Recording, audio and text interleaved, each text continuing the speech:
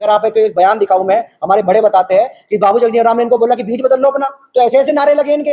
और आज देख लो इनका, ये इनके अनटचेबिलिटी के मायने। आज भी अगर आप यूएन में जाएंगे तो यूएन में सबसे पहले एक सफाई कर्मचारी को सीवर में घुसा हुआ दिखाते हैं, ये जो बताते हैं कि दलितों की स्थिति क्या है भारत में।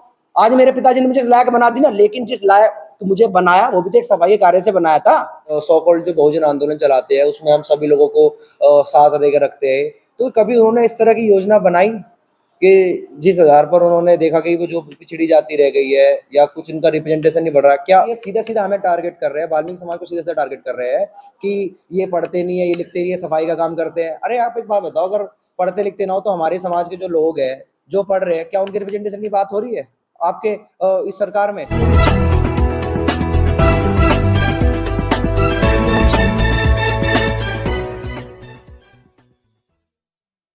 सचिन ढींगिया जी मेरे पास है। क्या आप तो कानूनी जानकार हैं, और ये जो पूरा फैसला आया सुप्रीम कोर्ट का, आप इसको कैसे देख रहे हैं? इसमें जो कैटराइजेशन लागू किया है सुप्रीम कोर्ट में 7 जजेस की बेंच जिसने DY चंद्रचूड़ की संरक्षता में, मैं उसमें ये कहना चाहता हूँ कि ये कैटराइजेशन है, ये आज का मुद्दा नहीं है। 1965 में जब लोकुर कमेटी आई थी, लोकुर कमेटी का काम यह दिया गया था, उसमें ये आइडेंटिफिकेशन दिया गया था कि रिजर्वेशन के क्या मायने हैं, क्या आइडेंटिफिकेशन दिया उनको कि किसका culture, belief, faith and worship किस आधार पर है, और उनका किस तरह से उनको ऐसा रिप्रेजेंटेशन बढ़ा है, उन लोगों के बारे में लोकुर कमेटी थी। 1965 में लोकुर कमेटी आई तो उसमें एक बात लिखी हुई थी कि वेस्टेड इंटरेस्ट। उसमें आप अगर आप देखोगे तो वो कहना चाह रही है कि जो दिन पर दिन, साल दर साल जो पिछड़ी जाती है, मतलब पिछड़ा बनने का लोगों में जो होड़ सी लग गई कि ये बढ़ता तो जा रहा है क्राइटेरिया, लेकिन इसमें से कुछ एक्सक्लूजन नहीं हो रहा। तो इस बात को उसने अपना मत रखा कि वो थोड़ा परेशान टाइप का जजमेंट था कि उसमें दिखाया कि पिछड़ों को बनने की ऐसा होड़ है। अब हम एक विकासशील देश है हमारा, विकासशील देश है हमारा, तो हम जिस तरीके से डेवलप हुआ उसके बाद, तो उसमें से जैसे कुछ बेनिफिट मिला, तो उन लोगों को ये देखना चाहिए था कि वो पेबैक सोसाइटी नहीं कर पाए, जिस आधार पर सिर्फ एक जाति को या कुछ ही जाति को मजबूती मिली। तो जो ये हम बहुजन आंदोलन, सो कॉल्ड जो बहुजन आंदोलन चलाते हैं उसमें हम सभी लोगों को साथ देकर रखते हैं, तो कभी उन्होंने इस तरह की योजना बनाई कि जिस आधार पर उन्होंने देखा कि वो जो पिछड़ी जाति रह गई है या कुछ इनका रिप्रेजेंटेशन नहीं बढ़ रहा, क्या उन्होंने इस तरह की कोई योजना बनाई उस बहुजन आंदोलन ने कि उनको रिप्रेजेंटेशन मिल सके? नहीं बनाई। और बात आती है कि इसका जो विरोध हो रहा है वो किस आधार पर है। अब आप देखना, जब ये 1 अगस्त को जजमेंट आई तो उसके बाद तक ये कोई चमार वाल्मीकि का कोई गेम नहीं था। ये 3 दिन बाद इन्होंने, जब इन्हें पता लगा कि ये जो वाल्मीकि समाज है ये इसका समर्थन कर रहा है, तो उन्होंने इस लड़ाई को चमार वर्सेस वाल्मीकि बना दिया। अब आप देखना कि ये लड़ाई शुरुआत कैसे होती है। आप हमारी सभी लोग जो वाल्मीकि समुदाय के, उनकी पोस्ट देख लीजिए, वो कभी भी ना उन्होंने गाली बकी, ना उनको ये कहा कि कौन खा गया। लेकिन ये सीधा सीधा हमें टारगेट कर रहे हैं, वाल्मीकि समाज को सीधा सीधा टारगेट कर रहे हैं कि ये पढ़ते नहीं है, ये लिखते नहीं है, सफाई का काम करते हैं। अरे आप एक बात बताओ, अगर पढ़ते लिखते ना हो तो हमारे समाज के जो लोग हैं जो पढ़ रहे हैं, क्या उनके रिप्रेजेंटेशन की बात हो रही है आपके इस सरकार में? तो हमें ये देखना चाहिए कि जो आप ये हम पे टैग लगा रहे हैं कि हम पढ़ते लिखते नहीं है, क्या आपने पे बैक किया? क्या आप, जब आप पे बैक सोसाइटी की बात करते हैं, बाबा साहब के मिशन की बात करते हैं, बाबा साहब का मिशन तो वंचितों को न्याय क्या था? लेकिन जिस आधार पर ये बात कर रहे हैं, ये अपना कमियां छुपा रहे हैं, क्योंकि इनके इतने बड़े बड़े लीडर हुए, उन लीडरों ने अपने लोगों को वहां भरा। वाल्मीकि समाज या तथाकथित और दूसरे समाज है, जैसे कि दानू को है, सांसी कम्युनिटी के लोग है, बाजीगर कम्युनिटी को है, सपेरा कम्युनिटी को है, इनका कोई रिप्रेजेंटेशन नहीं पड़ा। डोम है, डुमार है। अब आप ये देखो, जो प्रदर्शन करने वाले, विरोध करने वाले लोग हैं, ये धनाढ़ दलित है। बाबा साहब भी इस बात को मानते थे। जब इन्होंने 429 जातियों को जो फर्स्ट शेड्यूल में बाबा साहब ने रिजर्वेशन की कैटेगरी में इनको रखा था, तो अलीगढ़ के जाटो समाज ने बाबा साहब का विरोध किया था। उनके विरोध में बाबा, उन्होंने आंदोलन चलाए थे। तो आज ये किस आधार पर बोलते हैं कि हमें ज्यादा जरूरत है रिजर्वेशन की?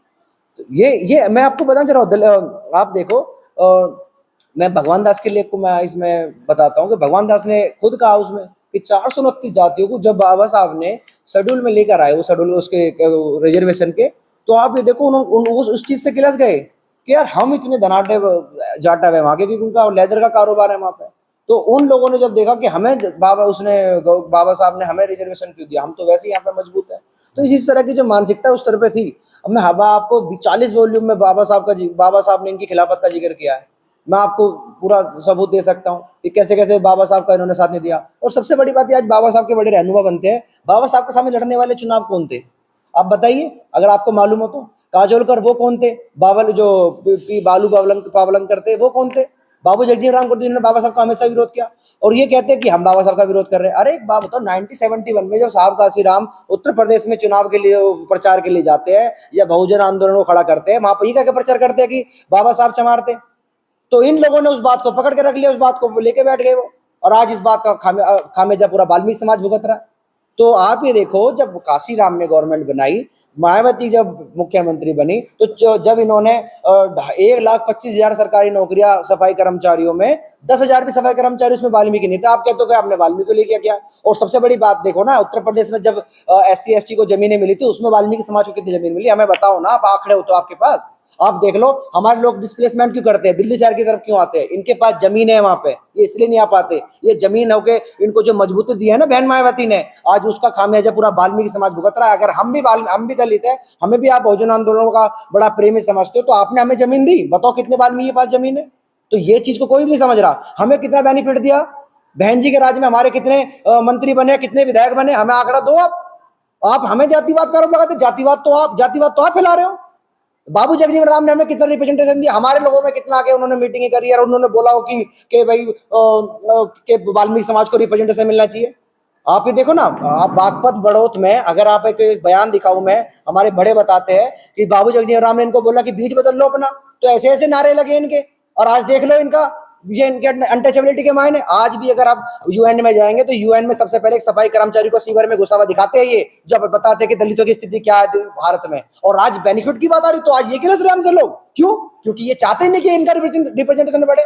आज आप बात करते हैं कि ये लोग पढ़ते नहीं है, ये लोग आते नहीं है आगे, सफाई का काम करते हैं, तो आपने कोई दूसरा मौका दिया क्या उन्होंने? आपके हाथ में सरकारें थी, आपके रिप्रेजेंटेशन बढ़ा, आपका 4-4 बार मुख्यमंत्री रही, क्या अपॉर्चुनिटी निकाली, क्या इक्वालिटी ऑफ बेनिफिट दिया आपने हमारे समाज के लोगों को? आप तो बड़े बहुजनवादी आंदोलन थे, बाबा साहब को मानने वाले लोग थे। बाबा साहब ने तो कभी नहीं कहा वंचितों को न्याय ना मिले, वंचितों को न्याय मिलना चाहिए था। तो आपकी बहन जी ने क्यों नहीं न्याय दिया? क्यों एक ही कास्ट के लोग वहां पे आगे बढ़े? क्यों एक लोगों का रिप्रेजेंटेशन बढ़ा? आज आप सरकारी जॉब्स में देख लो, हर तरह की जॉब्स में देख लो, ये इनका लोगों का रिप्रेजेंटेशन मिलता है। वो कहते हैं हमारा नहीं मिलेगा। अरे जब तुम्हारे लोग वहां बैठे, वो हमको आने कैसे देंगे वहां पे?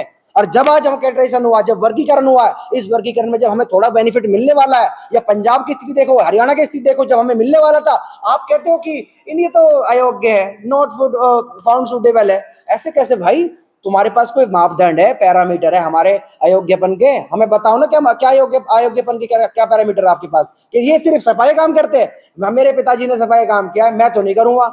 आज मेरे पिताजी ने मुझे इस लायक बना दी ना, लेकिन जिस लायक मुझे बनाया वो भी तो एक सफाई कार्य से बनाया था।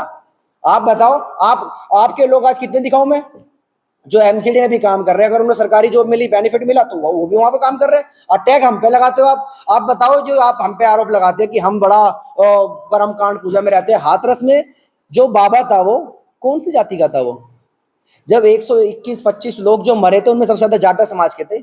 आप कहते हो हमारा समाज तो अंधविश्वास से दूर हो गया, हमारा समाज तो बाबा साहब को मानने वाला है, बुद्धिस्ट का मानने वाला है। तो वो लोग कौन थे मरने वाले उस बाबा के पीछे? क्या उसका पता लगा? कोई किसी भी आपने नहीं बोला उनके खिलाफ? क्यों? क्योंकि पता था आपके समाज के हो। तो ये जो आपने जो मानसिकता फैला रखी है पर्टिकुलर वाल्मीकि समाज के प्रति, आप ये देख लो, वाल्मीकि समाज डरने वाला नहीं है।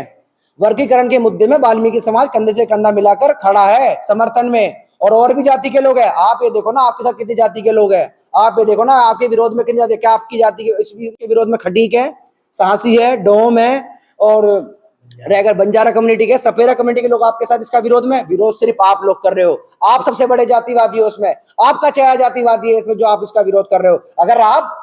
अगर आप बड़ापन होता आपके अंदर, तो आप कहते कि नहीं यार, हमें रिप्रेजेंटेशन मिला, आज हम खुले हाथ खोल के कह रहे हैं कि इनको मिलना चाहिए। क्या ऐसा कहा? तो ये जो जातिवादी मानसिकता के तहत जो आप इस वर्गीकरण को जो देख रहे हो ना, ये बंद करो।